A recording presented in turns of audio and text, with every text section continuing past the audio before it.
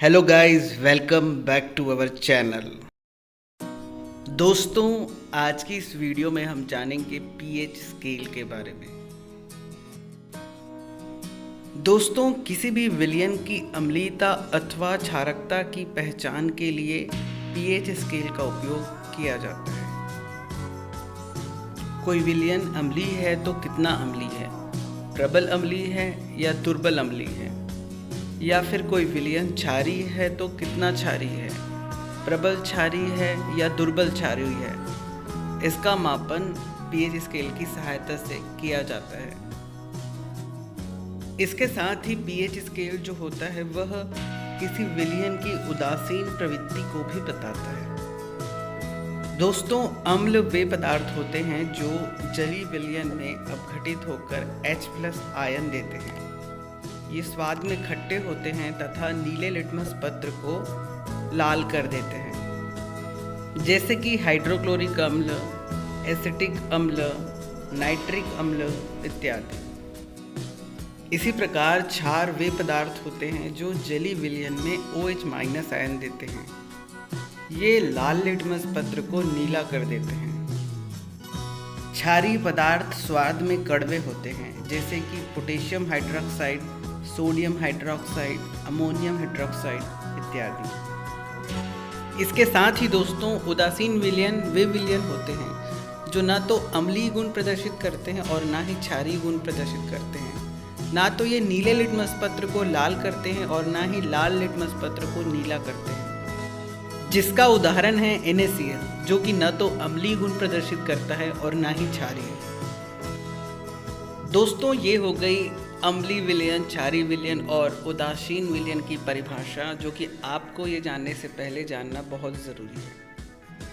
अब जानते हैं असल में पीएच स्केल है क्या।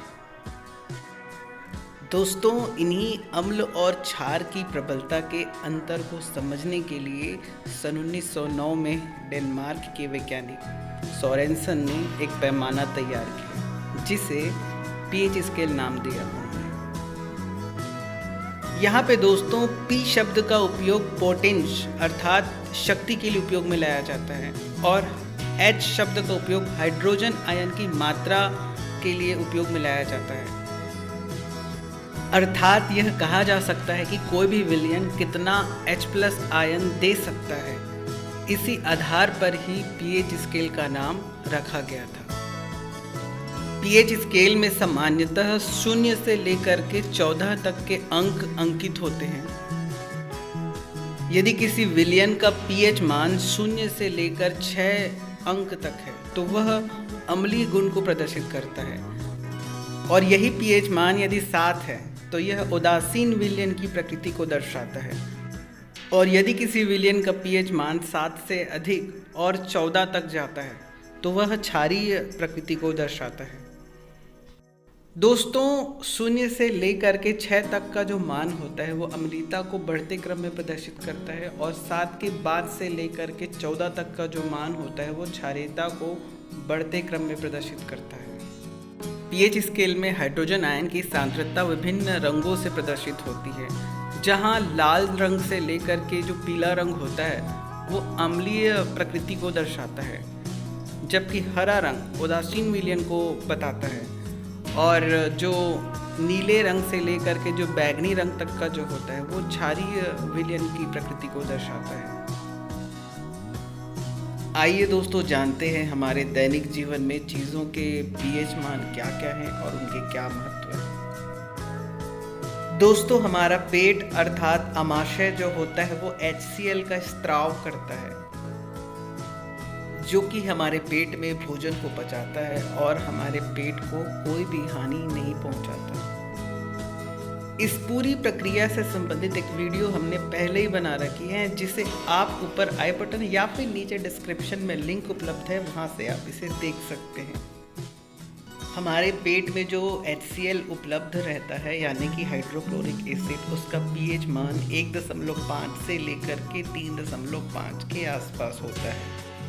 यही पीएच मान यदि 7 के आसपास हो जाए तो हमारा पेट जो होता है वह प्रोटीन जैसे भोज्य पदार्थों को पचाने में असमर्थ हो जाता है। अपच अर्थात भोजन के ना पचने पर हमारे शरीर में अधिक मात्रा में अम्ल का स्त्राव होता है, जिससे हमें जलन व दर्द का अनुभव होता है।